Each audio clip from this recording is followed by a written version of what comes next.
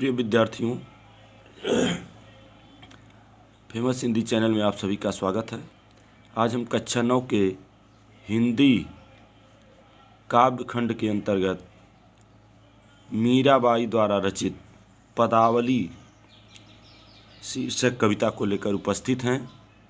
तो आइए इस पाठ के संदर्भ, प्रसंग और व्याख्या तथा काव्य सौंदर्य पर चर्चा करते हैं। पहला पद मीराबाई का है। बसो मेरे नयनन में नंदलाल, मोर मुकुट मकराकृत कुंडल, अरुण तिलक दिए भाल, मोहन मूरत सांवर सूरत, नयना बने विशाल, अधर सुधा रस मुरली राजत, उर बैजंती माल, क्षुद्र घंटिका कटि तट शोभित, नुपुर सबद रसाल, मीरा प्रभु संतन सुखदाई, भक्त बछल गोपाल। बच्चों, मीराबाई भगवान श्री कृष्ण की भक्ति करती थीं, उन्हीं को अपना पति मानती थीं और उन्हीं के भक्ति में पूरा जीवन अपना व्यतीत कर दी थीं। तो आइए इसका संदर्भ पहले देखते हैं कैसे लिखेंगे। प्रस्तुत पद्यांश हमारी पाठ्य पुस्तक हिंदी के काव्यखंड में संकलित मीराबाई द्वारा रचित पदावली शीर्षक से उद्धृत है। यह मीराबाई के मीरा सुधा सिंधु से लिया गया है। पुनः एक बार देख लीजिए। प्रस्तुत पद्यांश हमारी पाठ्य पुस्तक हिंदी के काव्यखंड में संकलित मीराबाई द्वारा रचित पदावली नामक शीर्षक कविता से लिया गया है या उद्धृत है। यह मीराबाई द्वारा रचित मीरा सुधा सिंधु से अवतरित है।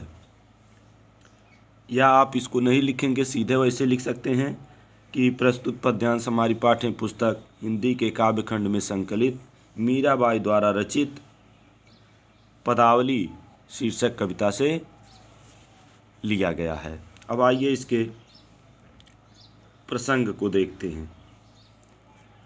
प्रसंग लिखेंगे कि मीरा भगवान श्री कृष्ण के रूप सौंदर्य पर मुग्ध हैं। यहाँ उनके द्वारा श्री कृष्ण के उसी रूप सौंदर्य का वर्णन किया गया है। यानी भगवान श्री कृष्ण के रूप सौंदर्य पर मोहित हैं और भगवान श्री कृष्ण के उसी रूप सौंदर्य का वर्णन उन्होंने किया है। अब आइए इसके पहले कठिन शब्द को देख लेते हैं। नंदलाल भगवान श्री कृष्ण के लिए आया है। मकराकृत मतलब मछली के आकृति के या मछली के आकार की। अरुण का मतलब होता है लाल। भाल का मतलब होता है मस्तक। अधर मतलब होता है होंठ। सुधा मतलब अमृत। राजत मतलब सुशोभित। उर मतलब हृदय या वक्ष कह सकते हैं। क्षुद्र मतलब छोटी। घंटिका मतलब घंटी। कटि तट मतलब कमर के किनारे पर। नुपुर मतलब होता घुंघरू। रसाल मतलब होता मधुर। बछल मतलब होता वत्सल या छोटों के प्रति स्नेह। अब आइए इसका व्याख्या देखते हैं। बसो मेरे नयनन में नंदलाल। मीराबाई भगवान श्री कृष्ण की मोहक मूर्ति को अपने हृदय में बसा लेना चाहती हैं और वे कहती हैं कि हे नंद जी के बालक या हे नंद जी के पुत्र, मेरे नेत्रों में आकर के बस जाओ। मोर मुकुट मकराकृत कुंडल, अरुण तिलक दिए भाल। श्री कृष्ण के सुंदर स्वरूप का वर्णन करते हुए आगे कहती हैं कि उनके सिर पर मोर पंखों का मुकुट सुशोभित है। वे अपने कानों में मछली के आकार की या मछली के आकृति के कुंडल पहने हुए हैं। उनके मस्तक पर लाल रंग का तिलक लगा हुआ है। पुनः देख लीजिए। मीराबाई कहती हैं, यानी मीराबाई भगवान श्री कृष्ण के मोहक मूर्ति को, मोहक रूप को अपने हृदय में बसा लेना चाहती हैं और कहती हैं कि नंद जी के वो बालक मेरे नेत्रों में आकर के बस जाएं। उनके सिर पर मोर पंखों का मुकुट शोभित है और कानों में मछली के आकार की कुंडल पहने हुए हैं तथा माथे पर अपने मस्तक पर लाल रंग के तिलक लगाए हुए हैं। ऐसे भगवान श्री कृष्ण मेरे नेत्रों में बस जाएं। आगे देखिए, मोहन मूरत सांवर सूरत। भगवान श्री कृष्ण की आकृति या मूर्ति सांवले रंग की जो है वह मन को मोहित करने वाली है। यानी भगवान श्री कृष्ण की सांवली सूरत मन को मोहित करने वाली है। नयना बने विशाल और उनके नेत्र विशाल अर्थात बड़े बड़े हैं। अधर सुधा रस मुरली राजत उर बैजंती माल।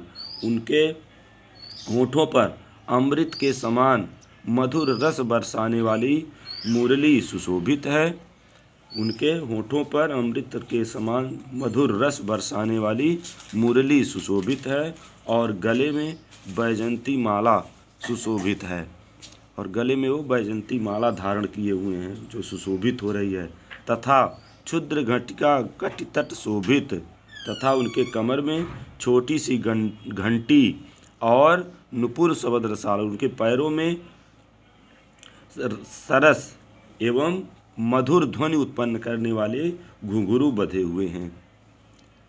मीरा प्रभु संतन सुखदाई भक्त बचल गोपाल। मीराबाई कहती हैं कि भगवान श्री कृष्ण संतों को सुख प्रदान करने वाले और भक्तों से प्रेम करने वाले हैं। ऐसी मनोहर छवि वाले श्री कृष्ण मेरे नेत्रों में आकर बस जाएं। एक बार पुनः देख लीजिए। मीराबाई भगवान श्री कृष्ण के व्याख्या लिखेंगे। मीराबाई भगवान श्री कृष्ण के मोहक रूप को अपने हृदय में बसा लेना चाहती हैं और वे कहती हैं कि नंद जी के वे बालक मेरे नेत्रों में आकर बस जाएं। उनके सिर पर मोर पंखों का मुकुट शोभित है और कानों में मछली के आकार की कुंडल पहने हुए हैं तथा मस्तक पर लाल रंग का तिलक लगा हुआ है। ऐसे भगवान श्री कृष्ण की सांवली और मन को मोहित करने वाली मूर्ति मेरे आँखों में बस जाए। नयना बने विशाल और उनके नेत्र बड़े बड़े हैं। अधर सुधारस मुरली राजत उर भजंती माल। और उनके होठों पर अमृत रस बरसाने वाली मुरली सुशोभित है तथा गले में बैजंती माला शोभायमान है। कमर में छोटी छोटी घंटियाँ लगी हुई हैं जो अत्यंत सुशोभित हो रही हैं तथा उनके पैरों में मधुर ध्वनि उत्पन्न करने वाले घुंघरू बंधे हुए हैं। मीराबाई कहती हैं कि भगवान श्री कृष्ण संतों को सुख प्रदान करने वाले तथा भक्तों से प्रेम करने वाले हैं।